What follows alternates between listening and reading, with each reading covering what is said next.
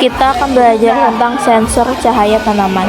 Sebelum memasuki aktivitas ini, kalian harus melihat terlebih dahulu peta komponen dan alatnya. Berikut ini adalah peta komponen dan alatnya. Berikut ini adalah alat, software, dan kegunaannya. 1. PitoBlocks IDE, berfungsi untuk aplikasi pemrograman pada Arduino. 2. Modul THT11, sebagai sensor suhu dan kelembapan.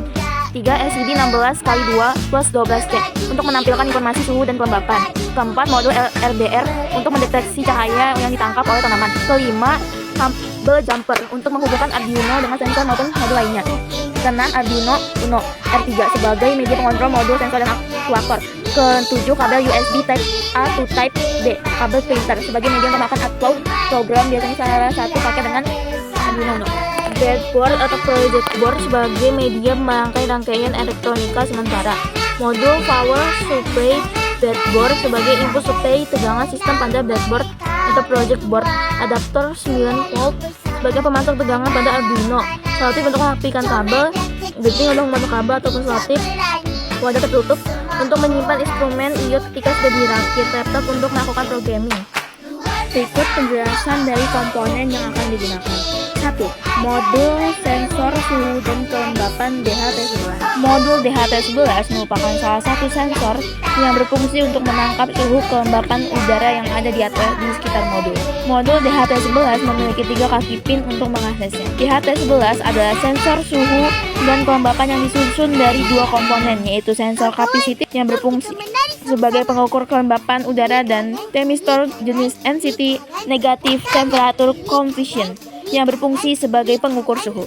NCT adalah sebuah resistor di mana hambatan yang ada pada resistor scan bergantung pada suhu, ya. NCT akan makin besar ketika di sekitarnya hambatan yang ada pada suhu yang ada di sekitar NCT rendah, dan sebaliknya hambatan akan semakin kecil ketika suhu yang ada di sekitarnya tinggi. 2. Kabel jumper male to female. Secara umum, fungsi dari kabel jumper male to female samaan dengan kabel jumper male. Hanya saja pada modul ini kita menggunakannya untuk menghubungkan modul 12C yang ada pada SCD dengan breadboard yang akan kita gunakan, dan juga untuk menghubungkan pada Arduino. Ketiga, modul sensor LDR. Modul LDR Light Dividend Resistor merupakan sensor berupa resistor yang besaran hambatannya dipengaruhi oleh intensitas cahaya yang mengenai LDR itu sendiri.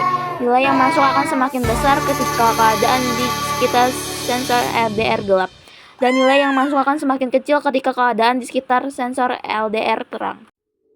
4. Modul breadboard power supply.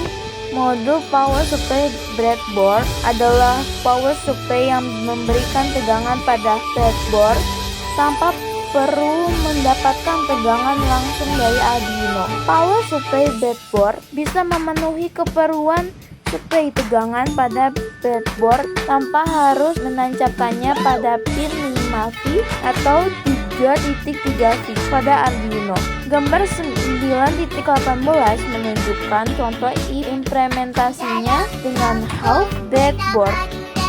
5. Adaptor. Pada modul ini, adaptor digunakan sebagai pemasok tegangan listrik atau Arduino ketika kita telah selesai merangkai komponen yang dibutuhkan. Adaptor yang disarankan adalah adaptor yang memiliki tegangan antara 7V sampai 12V. Penggunaan adaptor di luar dari rentang tersebut dikhawatirkan Arduino akan mudah rusak. 6. LCD 16x2 dan modul 12C.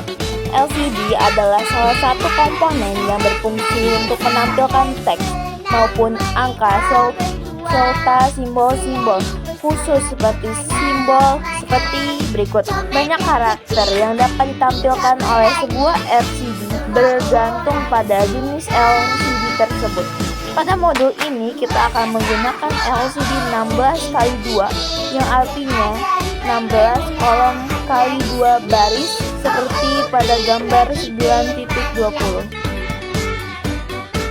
Agar LCD dapat digunakan dengan mudah, kita akan menggunakan modul 12C. Dengan menggunakan modul 12C, kita dapat menggunakan LCD dengan mengontrol 42 pin. Dengan demikian, jika kita menggunakan modul 12C pada LCD, pergunaannya akan menjadi seperti gambar 9.22.